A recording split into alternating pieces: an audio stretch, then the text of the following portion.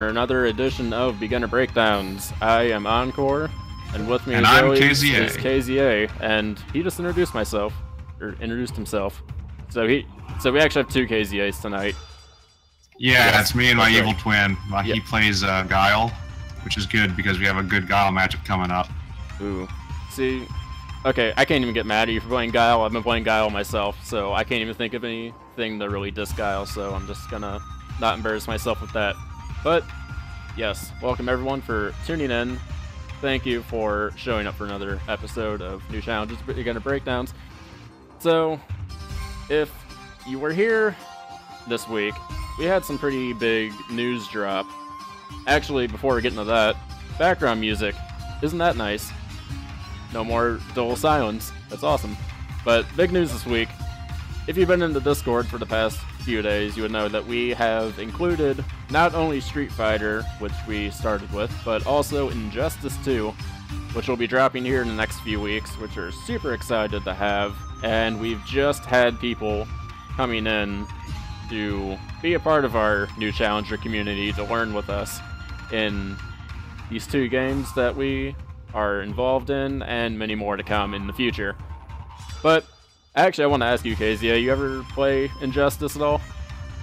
No, I've never really been big into NRS games. I just never got the hang of them, other than spamming uppercut in Mortal Kombat 2. Oh god, I remember that was pretty much my childhood. I'll tell you right now, the Scorpion and Sub-Zero uppercuts. That's all it was.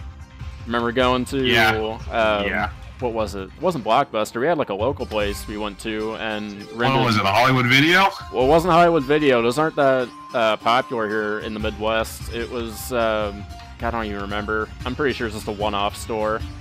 But I remember, and it was always my dad that I'd go with him. We'd go and I would rent Mortal Kombat Trilogy for the N64, and me and my brother would play that all the time. It was like that and Pokemon Stadium is like all we'd play. And oh man, I know, it's such a weird, like, Pokemon Stadium. Oh, let's play some Mortal Kombat. Yeah, really weird things to play. Different things on the spectrum, but that was really fun. I had no idea how to play that game, but uppercutting pretty much made it up.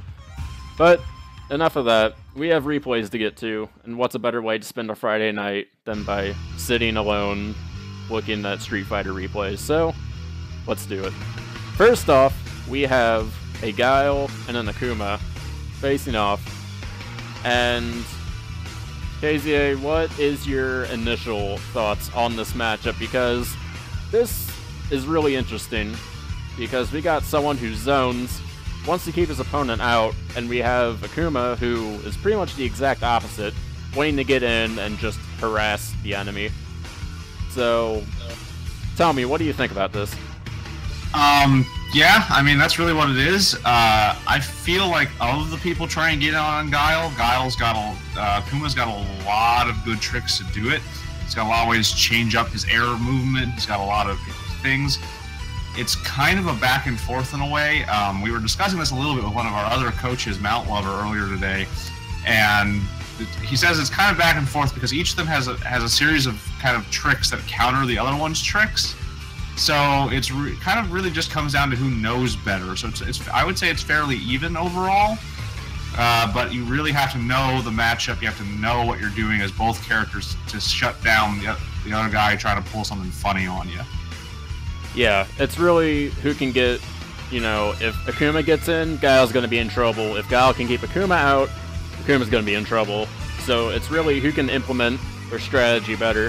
So without any more skepticism or anything like that, let's get in it and see what we got. And thank you to, is it Craigies? I can't see it from here. But he is the one who submitted the video, so thank you for doing that. Got the nice, Satsui no Junkie costume for Akuma. Got I don't even know what to call it. He just got that ish spreading around his eye. It's not looking too good. And Boy Scout Guile. He's got the bad hat on him. That's absolutely no junkie. Yeah, So, playing up close. Guile Both definitely... characters... This Guile does not want to play any kind of boom game, really. He's just trying to get in himself, and I think it's really throwing Kragus off. Yeah, it's because Guile could be just staying his distance, but, you know, he's really taking the fight to this Akuma, and he is winning. His pressure is definitely paying off for him. Yeah, I see that a lot, honestly. Like, people drastically underestimate how much Guile can do up close, and so they, like, panic a little bit when he does that sort of stuff, which is just kind of funny. Oh, yeah. And, yeah, takes his first round, just really playing in the inside and getting all the right spots. Now, one thing I'm noticing a lot of in this one is that I think one of the big flaws overall in Kragus' game is he's using a lot of heavier moves, and whereas Guile is interrupting him a lot with light strings, like right there, and again. Yeah, he's really maximizing his damage output here, and he's about to get himself a stun. It looks like his Akuma is gonna get himself out.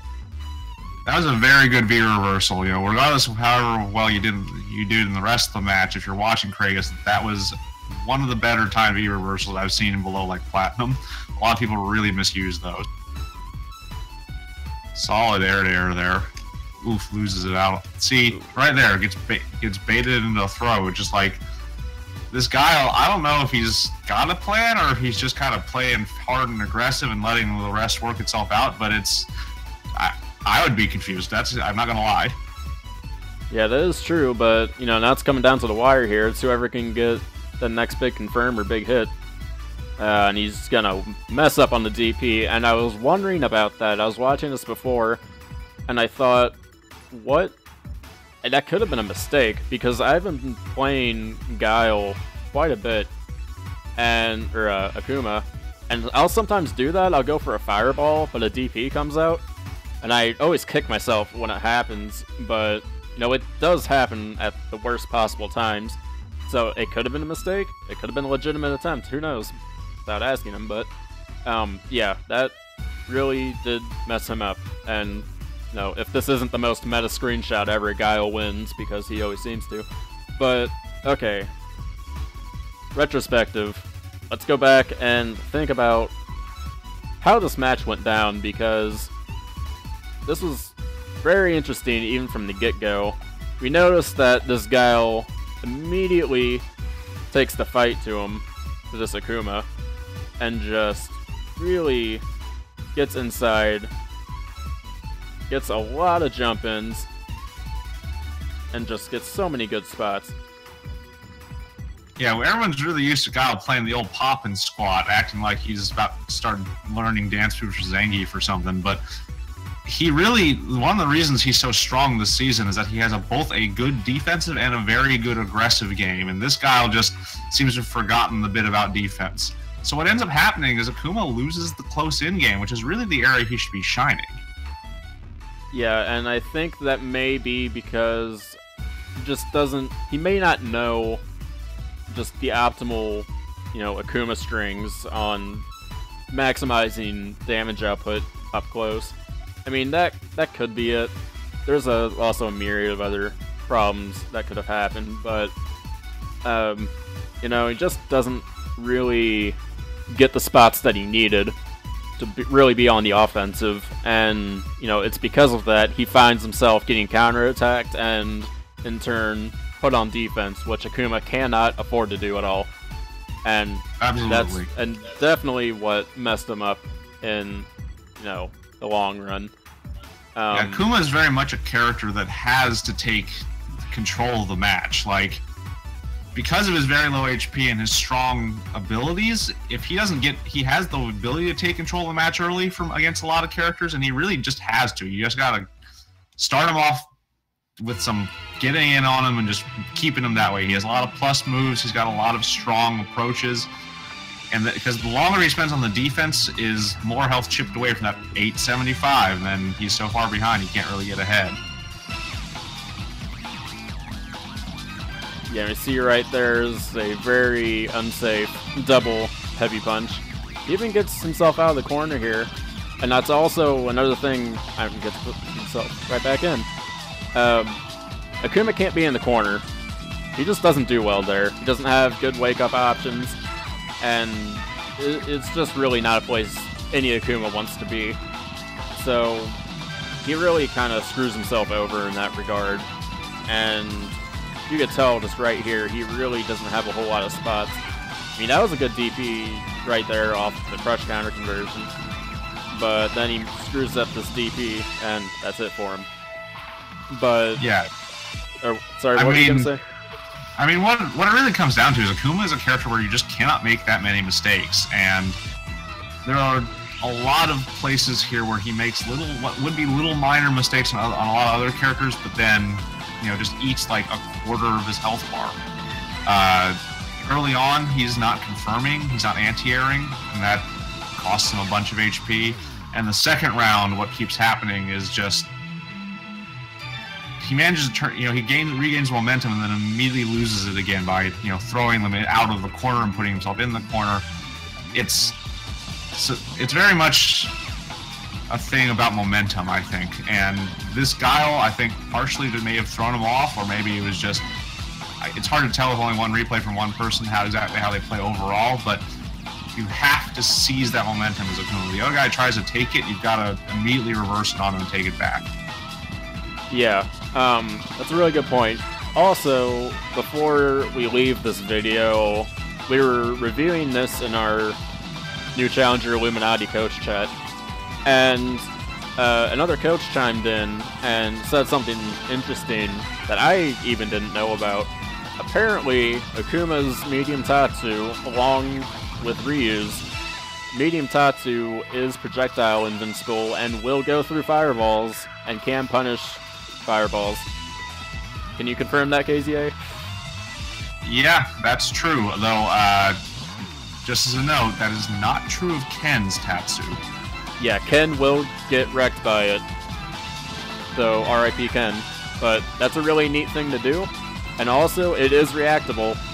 If you teach yourself to react to those situations, score yourself a knockdown, get that good Oki, and really put yourself in offensive position. So, tip of the day, medium Tatsu from Akuma and Ryu, punish those fireballs if you can. But don't do them from like full screen because you will get wrecked, so there you go. Yeah, you want to be about mid-screen, maybe a little bit back. Yeah, and Rekka, how many clips do we do in a single stream? We typically do 4 replays, and if you are interested in sending in a replay, at the bottom screen, you see that you can send your replay to nch.beginner.breakdowns@gmail.com. Send in a replay ID of the replay, your CFN, Discord ID if you have one, and along with, actually, not along with, but if you want to be our best friend, send in a direct YouTube link of it, and we will love you for all time, because it saves us a lot of work, and you're also the best. So, absolutely. Enough. We'll give you a special shout out. Yes, the best shout out. Like, Greg is here. He sent this in direct, so he's the best. Absolutely. And that's why we hope that next time he faces a Guile, he'll have heard this and he'll totally wreck that guy, because frankly, Guiles need to get wrecked more often. Yep, wreck all Guiles, you hear it here first. And Ryu's hard Tatsu, also projectile invincible.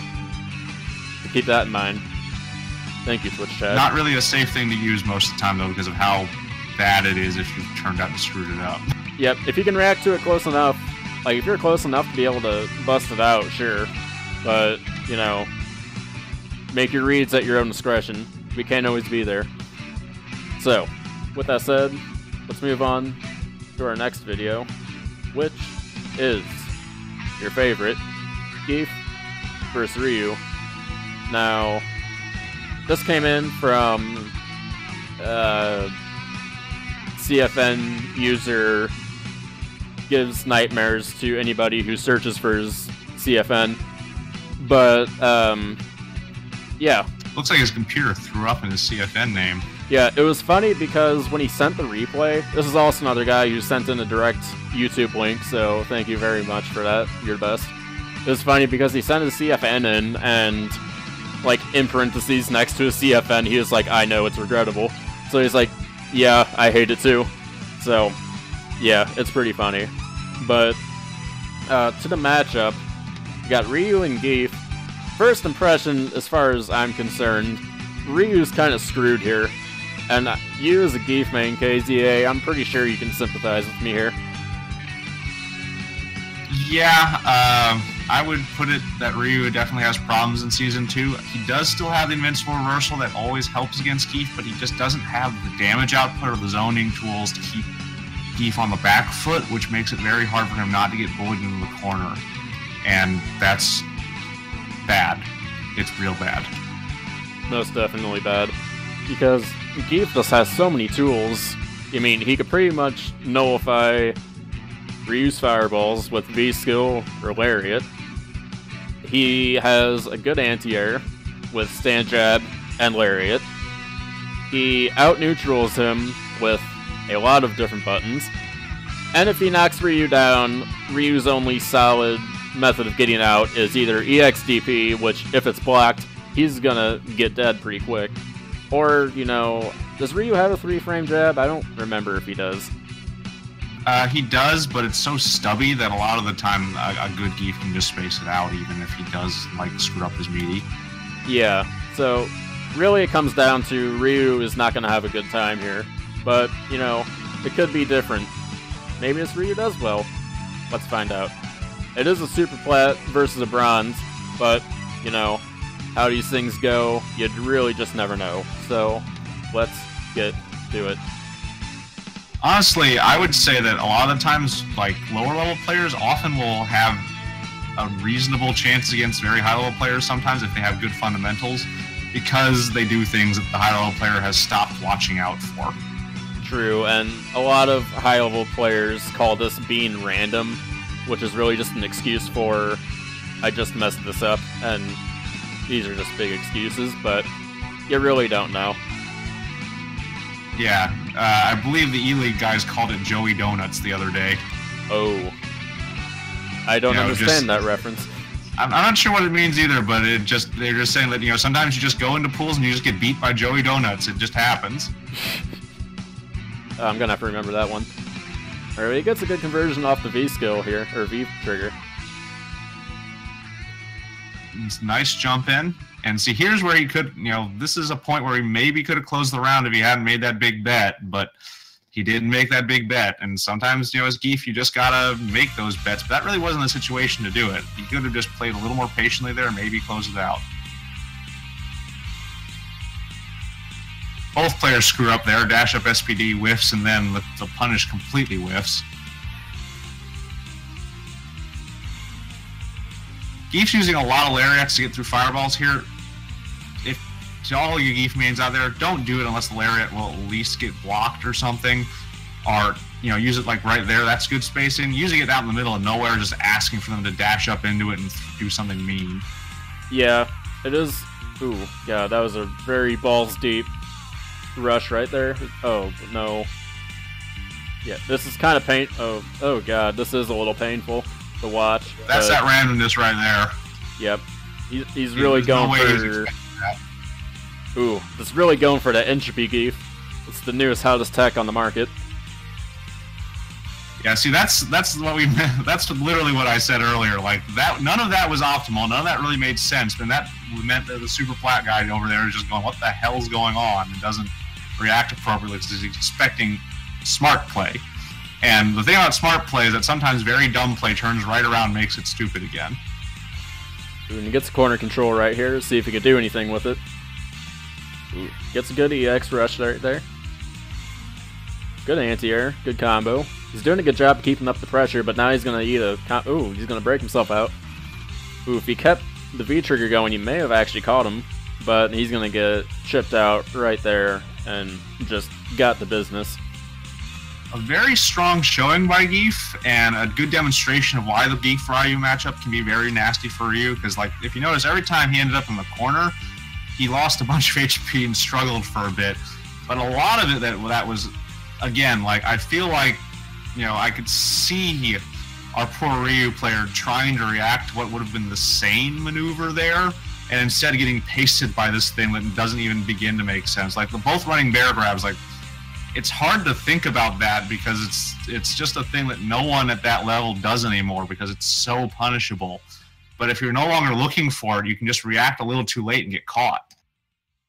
Yeah, I play around in Gief from time to time, and it is super fun to play him and just mess around with people because it is kind of like just playing that guy where you only have to use like a couple buttons and you can win a fair amount of your matches. It's kind of like playing, you know, an engineer in Team Fortress 2 or Torbjorn in Overwatch. You really don't have to do a whole lot to get your wins, like at the not so competitive level. I'm talking about just playing casually with, you know, your, you know, run-of-the-mill player.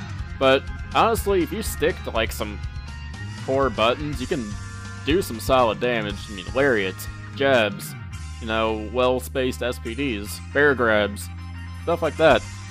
And, you know, you'll get a fair amount of wins.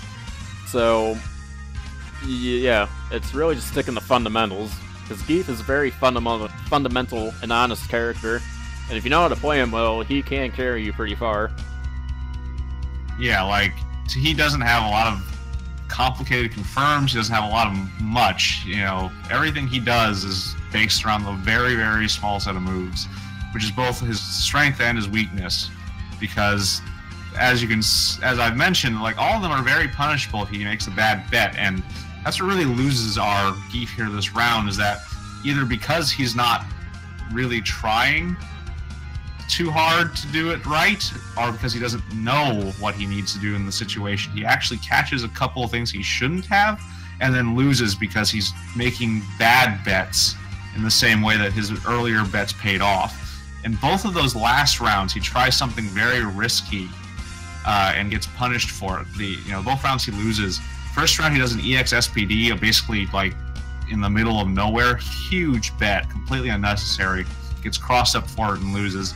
And then that last round, yeah. So let's watch this here. You know, he's playing solid meaty there. You know, not sure why he tried to jump into that.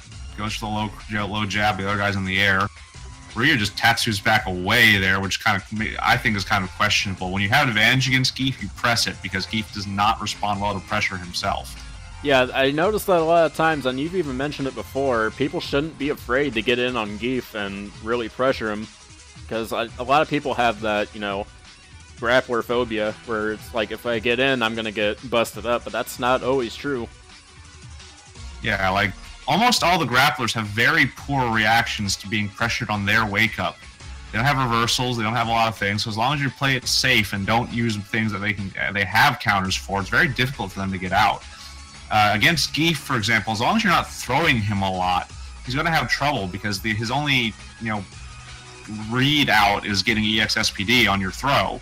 Everything else, he just has to block and look for actual gaps, which is a very long thing against certain characters.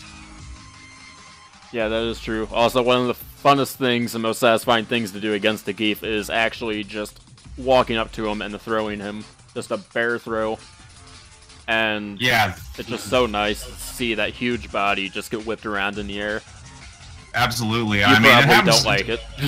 I don't know. It happens to me all the freaking time because you just don't expect it as Gief. You know, everyone plays so scared of him that you just tend to not assume they're going to try that. So yeah, that right there, that should not have worked. That is a very reactable situation for Ryu, but I think he was just so like caught off guard by it that he did not like expect that to happen and made the wrong choice. And I mean, that's part of playing the game too. Like, sometimes if you're having trouble getting in or doing something against somebody, do something dumb. Like, don't do it all the time, obviously. You'll get punished if you do it all the time. But if you're playing solid, and you just can't get anything done somehow, try something dumb. Just throw it out there. See how they react to it. Maybe you can bait them into doing something about it that's even stupider. Yeah, honestly, just, you know, if you play way too stagnant, people are gonna catch on to it, and, you know, then you're kind of stuck in the water. you gotta, you know, mix it up a little bit aside from, you know, your mix-ups. You know, sometimes you gotta take some heavy risks, things that people wouldn't expect you to do, and they can pay off. Of course, they can go in the complete other direction. Ooh, no, you're going too fast.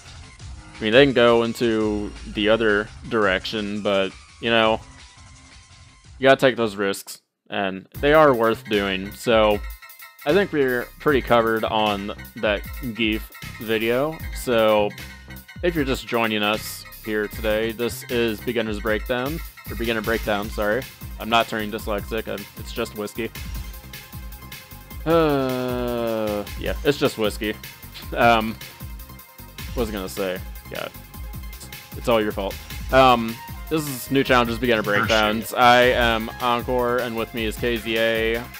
If you're not a part of New Challenger, you should be a part of New Challenger. It's an awesome community.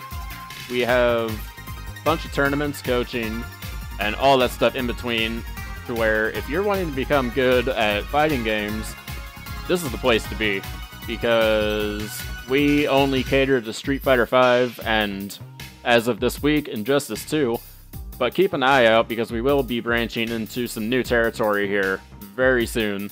So, if you're wanting to get into Tekken, maybe a couple other fighting games coming in around the corner, you know, keep an eye on New Challenger, because we may just be catering to those games too. So, if you're not in there, get in there. Okay, so, next video. We have a Vega and a Nikali. And me playing the Shadaloo Squadaloo. I like my Vegas. I've actually started to play Vega a little bit more. Actually, it was yesterday, I was like, you know what? No, I haven't played in a long time. I haven't played Vega in forever, and I've really neglected my Vega time. And I was playing some Vega today, and he's a lot of fun. He is a lot of fun to play, because I just like the pokey stab life. And, you know, he's fun. I've also messed around with Nikali, he's fun too. And as far as his matchup's concerned, this is kind of interesting because a lot of people consider Nikali to be a Shoto in some regards. He's pretty much got all the tools of one, outside of, you know, one or two little minute changes. But, KZA, what do you think about this on the whole? Before I get into that, I just want to compliment that Vega's name. Dennis Fraudman is an excellent CFN to have. It's pretty fantastic. But, so the way I would look at Nikali is that he's basically a character that has all the tools of everybody, but they all suck a little bit worse than they would if there was anybody else. Like, he has command grab, but it's slower. He has a fireball type move, but it doesn't cover as much of the screen. He has a DP that's a little weird. So basically he's got like every tool. Oh, he's got a dive kick, but it's not very good.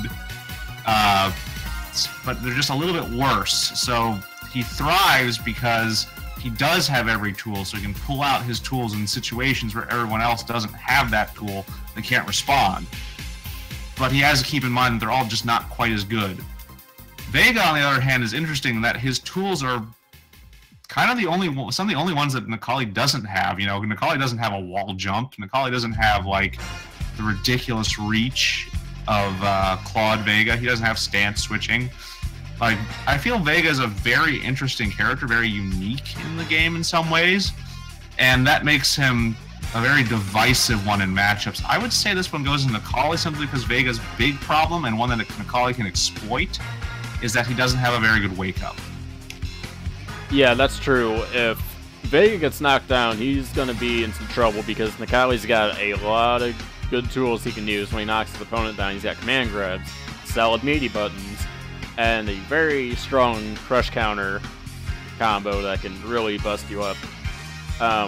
So, yeah, this will be interesting because I feel like Vega can win the neutral here, at least if he keeps his call on. But also, one last bit before we get into this video.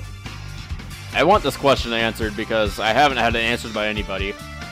Why does Vega stab people when you can clearly see at the end of his claw it's curved at the end? I want to answer Capcom. I mean, he's a Spanish ninja. There's already some problems with his backstory here. And he yodels. Yodeling's not bad. It's weird for someone who's Spanish. It's even weirder that he has to add being a ninja in there. There's a lot to this backstory that we don't know. Maybe Capcom will release, you know, a novel or a novella or whatever. Time will tell. Time will most certainly tell. But until that time comes, we'll just watch the replay and see what we got. God, I'm really gonna be bothered by that. Like, he shouldn't have any stabbing. I can understand if it's clawed because he can like rip things, but stabbing, I just don't know about it. Also, Nakali is probably really cold on the stage. He's a pile of goo in reality. Yeah. He doesn't care. Solid sweep there, a little risky, but hey, pays off again. So yeah, so you can see the Nakali is dominating when they're kind of brawling up close, and honestly, I think this Vega is playing a little too close for comfort. Or at least his own comfort. He really is. He should put that claw back on. He's going to have a lot more luck playing from afar, but... Solid command grab there, though. Yeah, he is getting at least a little bit of luck up close, albeit risky.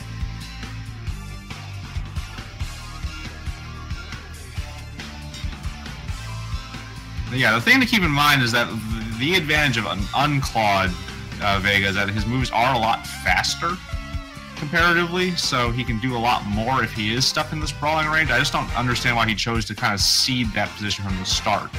But he does get an excellent V-trigger anti-air confirm into super to close out the first round. Like, that is a very, very good use of his meter there. You know, yeah, as we discussed previously, you know, if you've got meter and you can close a round, do it. Yeah. Close that round. Wins are more useful than meter. Keep that in mind. And now he's going to stick with the claw. Let's see how long he keeps it. He's going to get a knockdown. He's not going to be able to do too much with it, except that command grab. He's got him in the corner here. And then he's going to keep... Calls for the frame trap. Ooh, he's going to get some good pokes. Solid damage. Got to throw out back to the millet. So now Vega has a lead, but now, for some reason, Vega decides to jump in. That's... And then he... Oh, what a whiff. Yeah, he biffed that critical art, but is still sustaining the pressure on some Vega mistakes, and ends up getting the win. Nakali hasn't been that common online in my experience recently, so I'm just going to note that, you know, for those who haven't had much experience against him, V-Trigger Nakali is very dangerous. He gets a bunch of new and tricky ways to use his skills. All of his stuff gets faster and less punishable, and he doesn't have to charge that dash forward thing he has anymore. It's really a very dangerous situation to be in. When Nakali V-triggers, you want to try to kill him quickly. Yeah, that is true. He is super scary when you get a good Nakali and V-trigger, and he's just putting that pressure on, not letting his Vega breathe at all, which he needs to be doing. He's doing it very well. But now Vega's coming back, got a good command grab. Ooh, and comes right back on the pressure. And he's going to biff this critical art, and Nakali is just going to retaliate in turn. Really poor choice on the critical art. Could have been a mistake, but it doesn't really matter. He still lost. And in the most disrespectful fashion. So, yeah, it's hard to tell if that was an attempt at a wake-up super of sorts to get out of the pressure, or if he just biffed it. Like, you know, he could have been trying to go for a regular flying Barcelona or something, just messed it up.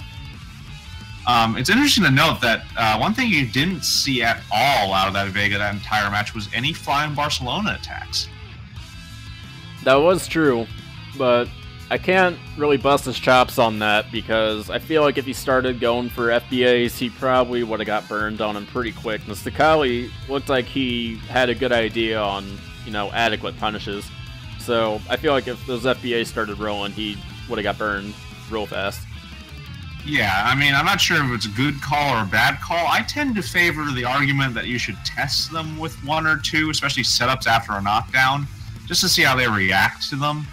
Because, you know, it is a tool you've got, and, you know, this is the thing I'll say a lot about some of the riskier tools in people's movesets, is that sometimes you just gotta you got to dip your toe in those waters when it's still fairly early on, and you're not going to lose the round or lose the game for trying, and just kind of see how they react to them, just so that you know that if you need to pull that tool out later, you kind of have an idea of how they're going to behave. And you know, that's kind of a long-term thing for a lot of our viewers, like just keeping your head in the game that way. But everybody's got risky ways to get like lots of damage, and sometimes you just gotta be willing to capitalize on that. And that means testing the waters a bit, getting your toes wet, and occasionally getting them clawed. That is true. I remember today even I was playing Vega versus a Guile, and I remember going for a bunch of FBAs. And he wasn't punishing that many in the beginning. I was actually able to get, you know, good pressure off FBAs and the like in the beginning. But eventually he did get wise to it. But yeah, feeling out your opponent is definitely a thing that happens in fighting games, and you really should embrace it. And when I say feel it out, it doesn't mean keep going for something until it doesn't work anymore, because that's a completely other discussion. But, you know, feel them out. Do a jump in around the beginning. If they punish it right away, don't go for blatant jump ins. No, do some riskier stuff in the beginning. You got some life, play around with it. See what works, see what doesn't, because it'll really give you a good scan on what your opponent's about, their strengths, and even their weaknesses. If they take jump ins, jump in more. If they can't block FBAs and you can really do some damage, or at least get some adequate pressure, keep going with the FBAs. You know, it's all about really chiseling down and getting a mental formation on what your opponent is and what you can do to take the round and eventually the match. That's at least my opinion. So absolutely, it's hard. You know, part of the reason people complain sometimes about online is that it's hard to feel someone out over the course of really only sometimes only 4 rounds if you get stomped, but, you know, 6, maybe 6 total if you're going back and forth. And, you know, getting that feel for someone is part of really playing the game well, and it's hard to do against an anonymous guy at the other side of the world, you know, over 6-ish rounds of play. Yeah, it is a tough thing, but yeah, it does teach some good skills down the line, and being able to, you know, tighten up those senses and, you know, learn how to, you know, build up that instinct of getting a beat on your opponent. Like, one thing going back to this match, one thing that both players kind of noticed and both did take advantage of at various points of the other, neither of them was very good at not getting command grabbed. And so they both used a number of command grabs in what I would consider fairly risky reset situations, stuff where they're not really safe. Yeah, that is true. This Vega seemed to have a lot more luck on his command grabs, because he took the riskier play of playing more inside, where I think he would have had a lot more fortune if he, you know, kept his distance. But, you know, he got some pretty solid fortune here. But I feel like it's really a tough thing playing risky with characters who don't have a lot of health to play around with in the beginning. And yeah, it's really, no. How spicy do you want to get with your character when they don't have a whole lot of resources to play around with? But, you know, it can pay off. Yeah, absolutely. I mean, sometimes you just gotta play a little spicy. You know, get your opponent back off their game. You know, surprise them. Especially if your health's very low anyway. There's no reason to not, you know, unless their health is also low. If you're way behind, there's no reason not to start making some bets. I mean, the alternative is sitting there and trying to play evenly, intending to lose. You've gotta, you know, sometimes just be willing to get in there. Yep, that is true. Also, I want to go back on just one little thing. Vega tip. Let's see if I can find it. I think it's like right here. He does a stand heavy on the claw. That must be right at the beginning here. Yeah, he gets a hit on it, and he doesn't do anything with it. And then I think he does it again on block. And oh, maybe he doesn't. I don't know. But the point I'm trying to get to is, you don't have to just end on that. And if you want to, just a quick little thing, do a like a medium or light ASE, which is the back quarter circle, and you could do like the little back slice, and it's safe on block, so you don't have to worry about them, you know, doing anything with it. You might as well do it, because they can't punish it, even if they block it, so, you know, quick tip. And if you get it on hit, that's even better, you get more damage. And damage with Vega is tough to come by, so keep that in mind. The Vega tip for today. Another little, I'm going to contribute my own little neat trick that Slayin' Man, I believe, was kind enough to mention to me one time, or maybe it was Saberwolf. Too many Gief mains starting with S. Is that several versions, I forget exactly which ones, but look this up. Several versions of Aurora Spin Edge, which is ASE, the thing he just mentioned, are throw immune. So, oh, wow. You can use those to get some very salty plays on Giefs or other people with long-range command throws, or like catching Laura's using her EX command throw at you. So, you're talking about just, you know, throw out that ASE in the neutral so you can't get SPD'd? I mean, that's one way to use it, or if Gief, I believe it's immune from startup, so if Gief gets you in that -2, you can just start up Aurora Spin Edge, and he'll whiff, and then you'll just smack him. Oh, wow. I'll have to remember that one. Vega needs everything he needs. Needs everything he can get. He is not in a good way right now. Yeah, I forget exactly which strengths, so, you know, double check me on that, but I know that some versions of that are completely throw invincible, so it's a good way to, it's a bit of a bet, you know, not gonna lie, but sometimes you got, you know, again, especially the grapplers, if they're coming at you up close, you gotta take the bet. Yep, I'm gonna have to remember that one. That's a good tip to know.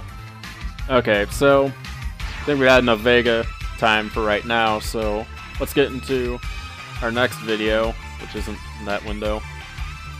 But we have a, oh god, that's such a, there we go.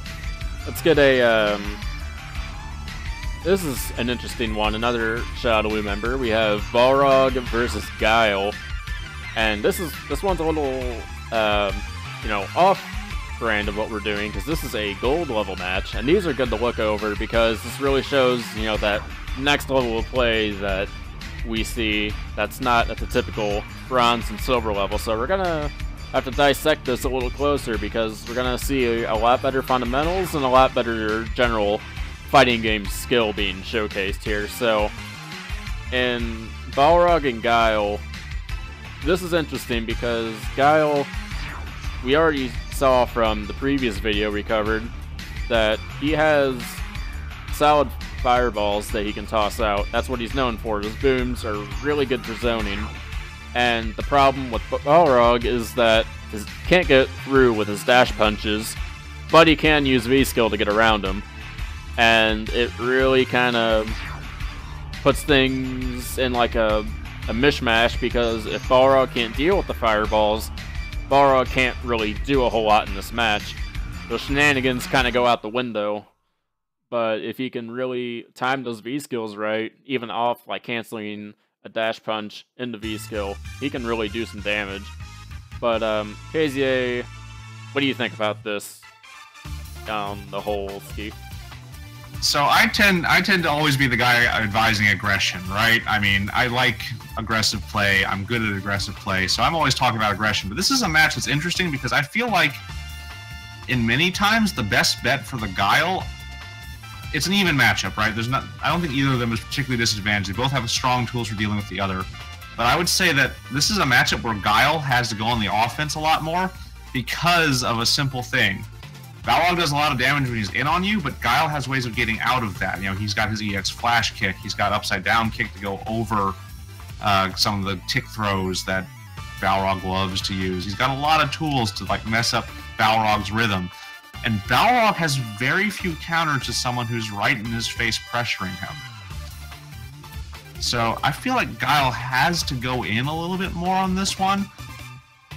You know, you get your free damage where you can early on, you throw some fireballs, but once you're in that infighting range, once that momentum, once Guile manages to reverse that momentum, he's got to just kind of hold it down, try to keep it. Yeah, it's the really, the X factor here is, I believe, if Guile can manage his fireballs well, because if he can't, he's going to have a hard time, and if he gets knocked down, he's gonna have to find a way out, like you mentioned. But if he can't, I don't hold a lot of high hopes for his Guile, but let's see what we got in this match.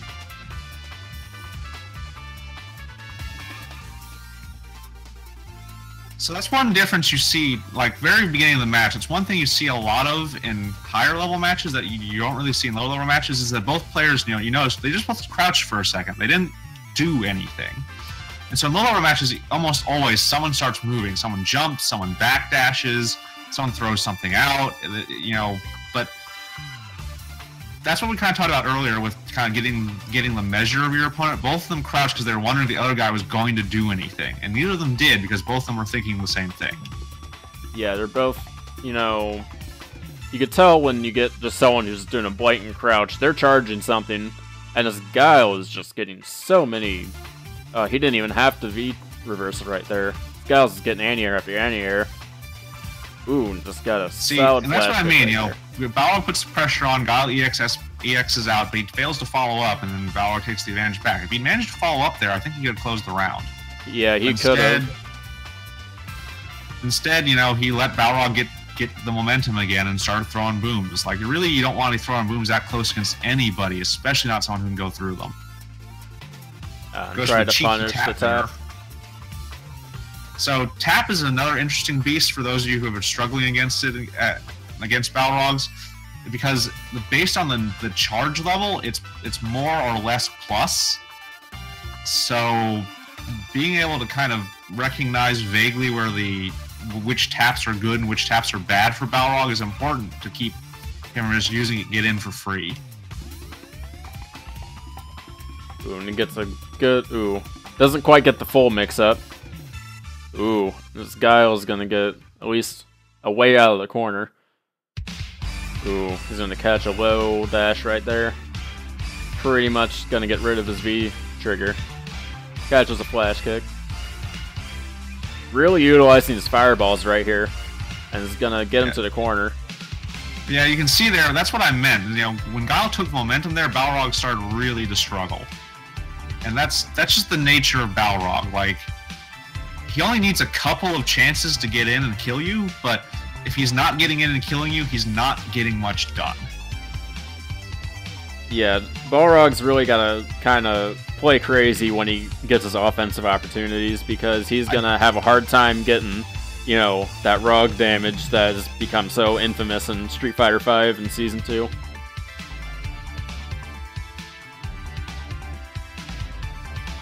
Yeah, this Guile is playing solidly on the defense for the most part. He's getting mixed up some, but it's Balrog. You're going to get mixed up some. But generally he's not like falling for a lot of the typical Rog tricks. He's generally blocking well and getting flash kicks in where he can. He just needs to work on getting his offense going.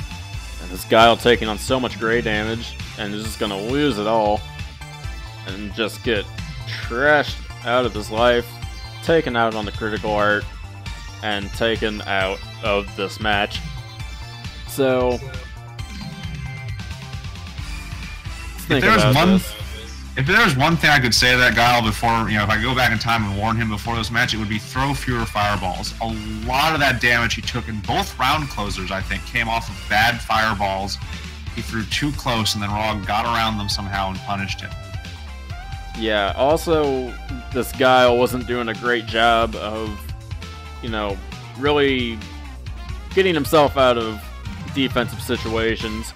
He had the anti-airs rolling, I'll give him that. He had, some very good reversals to alleviate pressure. But there was also a couple things that Balrog was doing that could have been punished. I saw some sweeps go unanswered. I saw a couple of target combos get V-reversaled. That shouldn't have happened. Here comes the challenger! New follower, DJ Worthy, thanks for following. Yeah. Like you said, I think this Guile could have taken it, but he just missed, just a couple opportunities that really could have swayed this in his favor. But this Guile just put himself at a couple too many bad situations, and that ended up messing him in the long run. So let's get back to the front of the video here. Yeah. also, you know, the Guile wasn't really getting his big combos in. Like Balrog, I mean, Balrog is Balrog. He's going to get big combos in. That's what he does. But like Guile has some surprisingly good, you know, non-V-trigger, you know, no resource confirms that just weren't getting landed.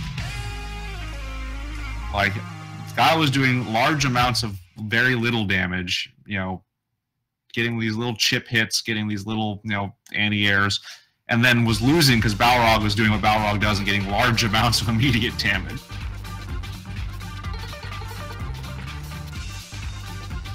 Yeah, you know, even right there, a lot of these dash punches aren't even spaced the best, and just like that, he didn't have to V-reversal that target combo. He could have punched it with a lot of stuff.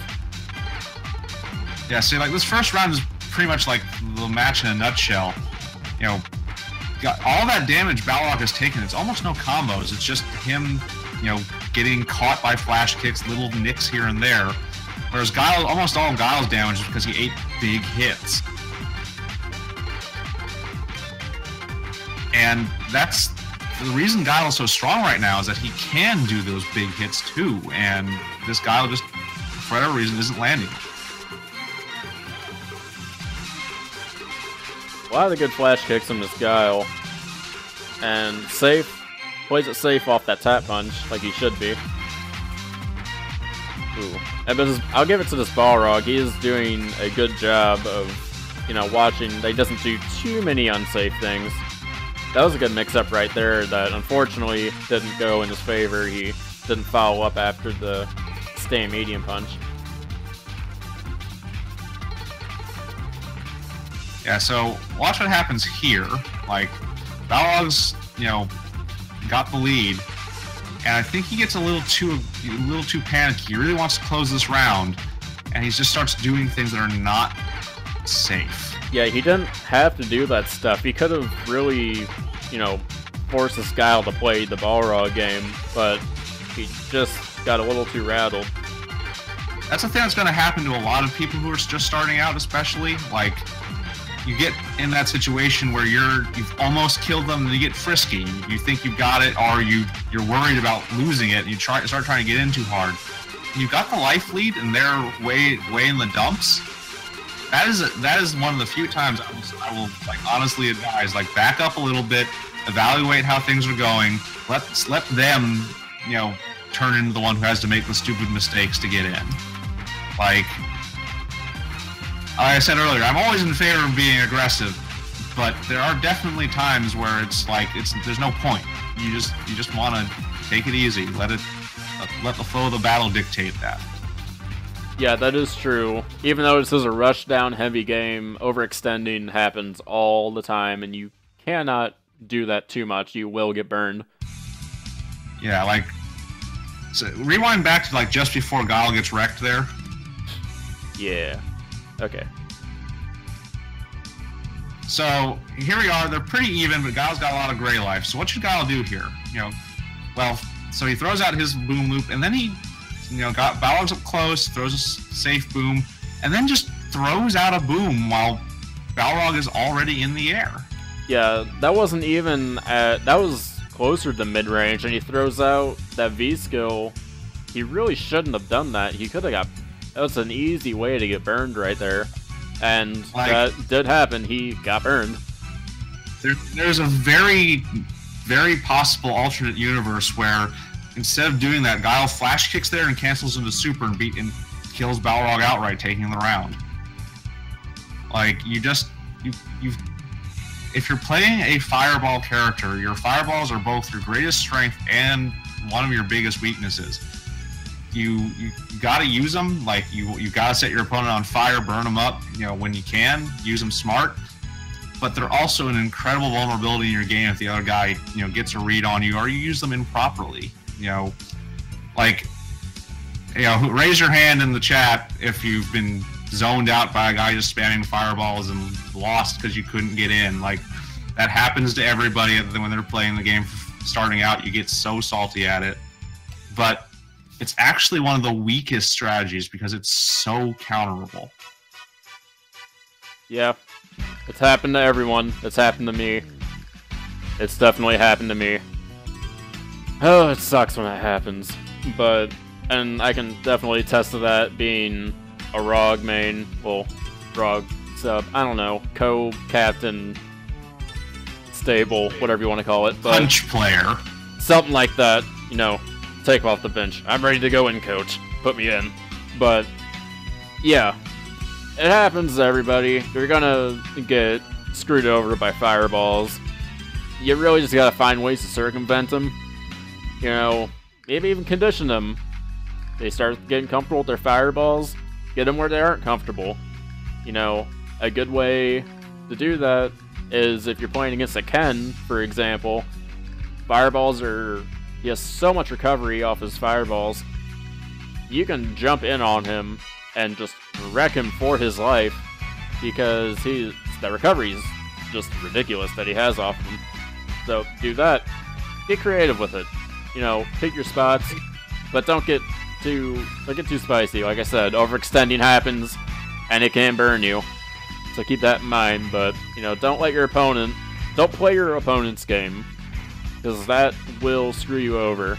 That's true for any sport out there. If you play your opponent's game, it's going to be really hard, if not impossible, to win, because, you know, you're playing their game. Make them play your game. That's all I got to say on that front. Yeah, I'm just going to give a quick rundown on beating fireballs as anybody. I mean, obviously, some characters have special ways of getting through them, but everybody can jump them. But the thing people don't understand to begin with is that you have to jump before the fireball comes out. So you're not reacting to the fireball, you are reading the fireball. You know he's going to throw a fireball and you've already jumped. That's what happens, and that's what kills Guile there, is that Balrog is already in the air before he even begins to start throwing the fireball. So it is a tricky skill. It's a lot easier to throw fireballs than it is to get that reaction, you know, that read down, you know, to know when someone's going to throw a fireball. But once you can do it consistently, fireball characters become a joke. At least until you reach people who actually know how to play the fireball game, and then you get countered again, and that's kind of the nature of the game. But learn your jump-ins, and then the other option, the one that no one takes, but the one you should practice, is just to walk forward and block, because no one can throw fireballs, not even Guile. Don't even start on Guile, not even him can throw fireballs fast enough to actually keep you all the way back. As long as you're blocking whenever the fireball gets close, you will eventually close the distance. And, like, frankly, if I'm a fireball player, that scares the piss out of me. Yeah, it is really messed up.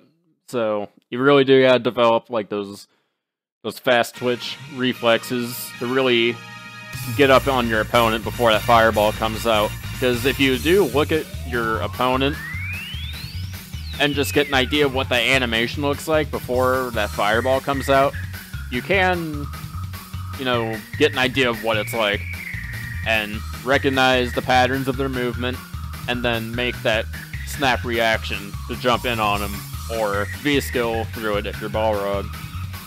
You know, it's really, as it comes down to, fighting games is all about muscle memory, seeing the patterns in your opponent's play, seeing the patterns in all the characters' motions and like their character models.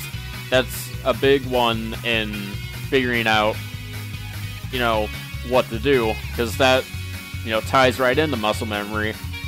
And in fighting games, you have to play them a lot to get used to them. And yeah, it's really just a big ball of, you need to play these games a lot if you want to develop those skills to a higher grade of play. So yeah, just keep that in mind. There's a lot of things that go in. Which is why I really don't understand why the hell they're giving Armika pom-poms on her hands. Like, that's just gonna mess everybody up. So many people are complaining about that, and I can kind of get it, but it's not like she's going to be tournament banned, at least for that costume. People aren't going to be busting her out of EVO. I'm sure they're going to say something about that, but, you know, I really don't care. It's a fun costume. Let people who aren't playing in tournaments use it. You know, there are people who play Birdie on the beach stage They're throwing that can down every 5 seconds. No one's stopping them. And those people are jerks. I'm looking at you, Padu. They're not jerks. They just know how to play the game right. They are smart people. Well, I already hate that can anyway as a Gief main, so it's just like extra tears of God damn it, why? You jerks. Yeah. I bought that stage specifically so I could make sure I didn't have to play it anymore. The only reason I hate that I bought that stage is because I could have spent that money on literally anything else. I really wanted that Air Force stage. I was like, no, I should just get the Summer Beach stage because that'll be way cooler. There's water on it. And then I used the stage maybe like once every 300 battles. I'm just like, wow, I'm an idiot.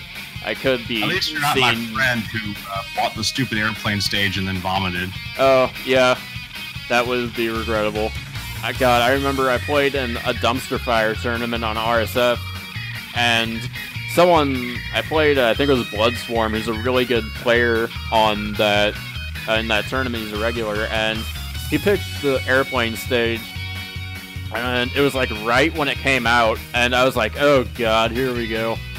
And he bodied me pretty good, but it may have just been like a myriad of salt that came out afterward, but I was like, yo, airplane stage is banned. We can't be doing that. He's like, oh, my bad. You just want to replay it? And I was like, sure, let's replay it. And then we played on the Vegas casino stage, and I still lost 0-2, but at least I felt better about it. A moral victory. Yep. All right.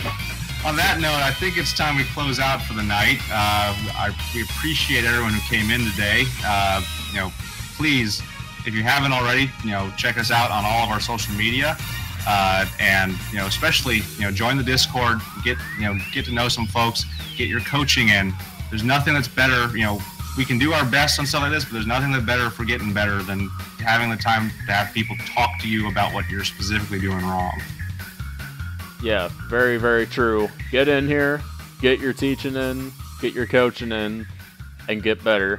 Because that's what we all need to do. We all need to get good. So, that's going to do it from us tonight. Thanks everyone for coming by. Check out the Discord, follow on the Twitch, and do all that crazy stuff. So, until next time, I'm Encore, and with me as always is KZA. Thank you everyone for coming out. And see you next week, same time, 9 p.m. Eastern. And have a good evening. Catch you later. Good evening.